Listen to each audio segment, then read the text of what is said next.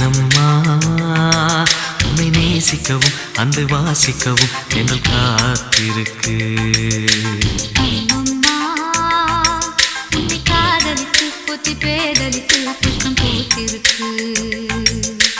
உன்னை தொட்ட பெண்கள் வந்து என்னை தொட்டு என்னென்னவோ சங்கதிகள் சொல்லிவிட்டு போக மனமும் ஒன்றை ஏற்றுக்கொண்டு ஒப்பந்தத்தில் கையெழுத்து போட இன்பு மோகன பாட்டெடுத்தோ